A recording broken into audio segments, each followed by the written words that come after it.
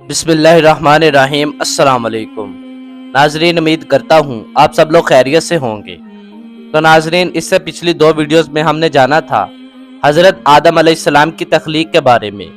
تو آج کی اس ویڈیو میں ہم جانیں گے حضرت آدم علیہ السلام اور حضرت موسیٰ علیہ السلام کی ملاقات کے بارے میں۔ جب حضرت آدم علیہ السلام اور حضرت موسیٰ علیہ السلام کی ملاقات ہوئی تو حضرت موسیٰ علیہ السلام اور حضرت آدم علیہ السلام کے درمیان کیا مکالمہ ہوا اور کیا بات چیت ہوئی، یہ سارا کچھ آج کی اس ویڈیو میں جانیں گے۔ اس کے علاوہ یہ بھی جانیں گے کہ حضرت حوا علیہ السلام کو اللہ تعالیٰ نے کیسے پیدا کیا۔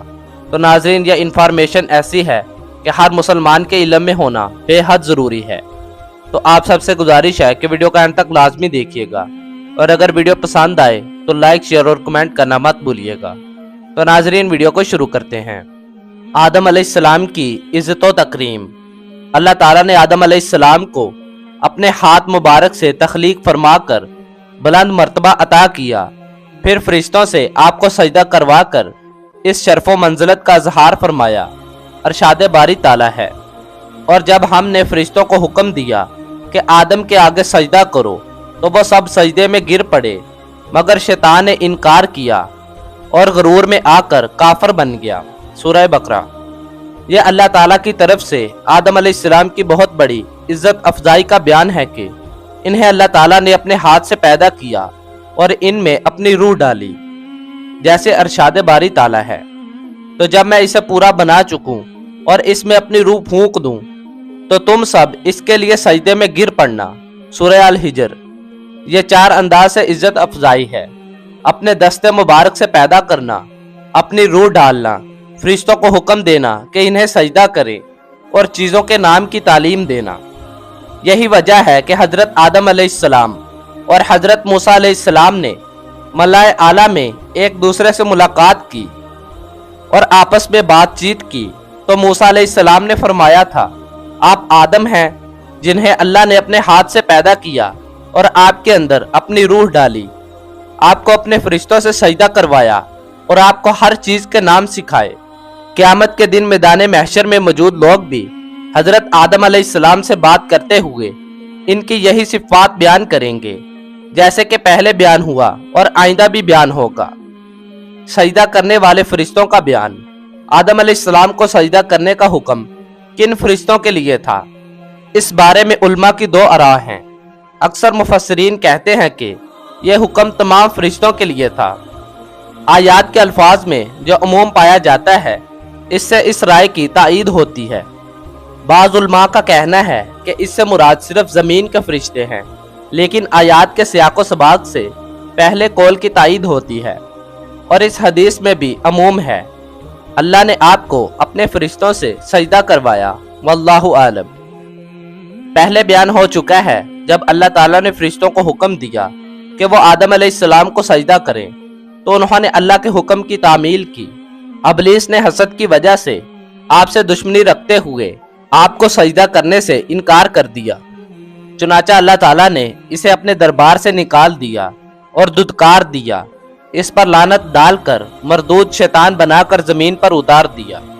حضرت حوا علیہ السلام کی پیدائش۔ ارشاد باری تعالیٰ ہے، لوگو اپنے پروردگار سے ڈرو جس نے تم کو ایک جان سے پیدا کیا اور اسی سے اس کا جوڑا بنایا، پھر ان دونوں سے کثرت سے مرد و عورت پیدا کر کے روئے زمین پر پھیلا دیے، اور اللہ سے ڈرو جس کے نام کو تم اپنی حاجت برابری کا ذریعہ بناتے ہو، اور قطع رحمی سے بچو، کچھ شک نہیں کہ اللہ تمہیں دیکھ رہا ہے۔ سورہ نساء۔ سورہ اعراف میں مزید وضاحت کرتے ہوئے فرمایا، وہ اللہ ہی تو ہے جس نے تم کو ایک شخص سے پیدا کیا اور اس سے اس کا جوڑا بنایا تاکہ وہ اس سے راحت حاصل کرے۔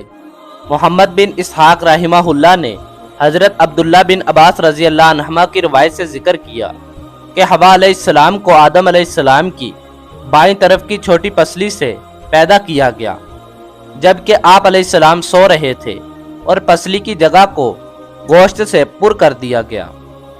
حضرت ابو ہریرہ رضی اللہ عنہ بیان کرتے ہیں کہ رسول اللہ صلی اللہ علیہ وآلہ وسلم نے فرمایا، عورتوں سے حسن سلوک کی نصیحت قبول کرو، کیونکہ وہ پسلی سے پیدا کی گئی ہیں، اور سب سے ٹیڑھی پسلی وہ ہے जो सबसे ऊपर वाली है।